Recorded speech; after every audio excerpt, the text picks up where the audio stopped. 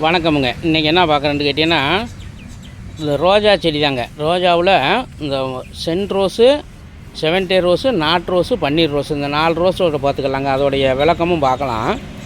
அது எப்படின்னு கேட்டிங்கன்னா, இந்த செவன்டேஸுங்கிறது சந்தன கலர்லேயும் உள்ள லைட்டாக ஒரு பிங்கு கலர்லேயும் வருங்க, லைட்டாக.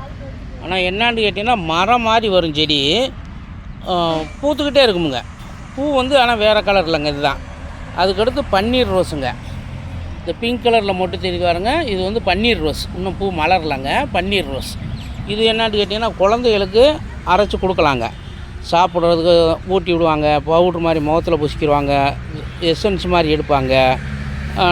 நார்மலாகவே அந்த பூ இதெல்லாம் சாப்பிட்லாங்க. மருந்து அடிக்கக்கூடாது, விஷ மருந்து அடிக்கக்கூடாதுங்க. நார்மலாகவே அந்த இதெல்லாம் சாப்பிட்லாம். பெரியவங்களும் சாப்பிட்லாம், குழந்தைகளும் சாப்பிட்லாங்க. நல்ல ஒரு செடி. இதுவும் நல்லா இயற்கையாக எல்லா இடத்துலையும் வளரக்கூடியதுங்க. இந்த பன்னீர் ரோஸும் பாருங்க, மொட்டு இன்னும் மலரலைங்க. இதுவும் இயற்கையாக வளரக்கூடியது. இந்த 7 டேஸும் இயற்கையாக வளரக்கூடியது. இதெல்லாம் 7 டேஸு. இது நாட் ரோஸுங்கிறதுங்க. மாலை கட்டுற ரோஸுன்னு சொல்லலாம், நாட் ரோஸுன்னு சொல்லலாம். இதுவும் மரம் மாதிரி வளரக்கூடியதுங்க, எல்லா கிளைமேட்டுக்கும் வரக்கூடியது. இது இல்லாமல் இன்னும் சென்ட் ரோஸுன்னு ஒன்று இருக்குது பாருங்கள், காட்டுறேன் பாருங்கள். இது சென்ட் ரோஸுங்க. ஒயிட்டு கலரும் பிங்க் கலரும் கலந்த மாதிரி வருங்க. லைட்டாக பிங்கும் ஒயிட்டு, ஃபஸ்ட்டில் ஒயிட் வரும், லேசாக பிங்கு கலந்து வருங்க. இது நல்லா இது இருக்கிறதுலையே இதுதாங்க அதிகம் பூக்கக்கூடிய செடி. ஒரு டயத்துக்கு 200 பூ 300 பூ பூக்குங்க. பூ முடிஞ்சதுமே பூ எடுக்குமுங்க. மற்ற எந்த செடி 7 டேஸோடு இந்த அளவுக்கு எடுக்காதுங்க, கம்மியாக தான் எடுக்கும். ஆனால் இது அதை காட்டிலும் பூ முடிய மொட்டு எடுக்குமுங்க. பூ முடிய மொட்டு இதே மாதிரி பூத்துக்கிட்டே இருக்குங்க. நல்ல பெரிய தொட்டியில் போட்டு வச்சிட்டோம்னா ஆயிரக்கணக்கான பூ பூக்குங்க இந்த சென்ட் ரோஸுங்கிறது. இது நடவு முறை எப்படின்னு கேட்டிங்கன்னா, தரையில் நடுறதா இருந்தால் நல்லா ஒரு 1.5 அடி குழி எடுக்கணுங்க.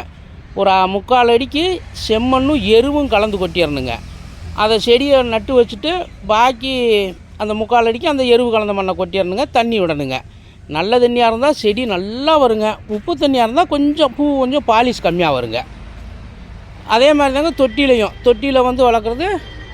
அரை தொட்டிக்கு செம்மண்ணும் எருவும் கலந்து போட்டு மண்ணை வச்சுட்டு இது கவரை கிழிச்சிட்டு நட்டு வச்சுட்டு மேலே அந்த கலந்து நட்டு வருங்க. இப்படி போட்டு நல்லா வளர்த்தோம்னா செடி இயற்கையிலே நல்லாவே வருங்க. எந்த கிலோமீட்டர்லையும் இந்த செடியெல்லாம் வரும் பாருங்கள். நாளைக்கு பெங்களூர் ரோஸை பற்றி வேண்டாம் பார்க்கலாம் பாருங்கள். அங்கிட்டலாம் பெங்களூர் ரோஸ் இருக்குது, அதை பற்றி நாளைக்கு விளக்கம் சொல்லலாங்க. அது வளர்கிற முறை வேறுங்க, இது வளர்கிற முறை வேறு. இதோடைய வளர்ச்சி இயற்கையாக வரக்கூடியது. அது நம்ம கொஞ்சம் வளர்க்கணுங்க மருந்துக போட்டு. அது நாளைக்கு விளக்கம் சொல்கிறேன் பாருங்கள். வேணுங்கிறவங்க நம்ம எஸ்கே நர்சரி கார்டனில் வாங்கிக்கலாம், இல்லை பக்கத்தில் நர்சரி இருந்தாலும் வாங்கிக்கலாங்க. ரொம்ப நன்றி, வணக்கமுங்க.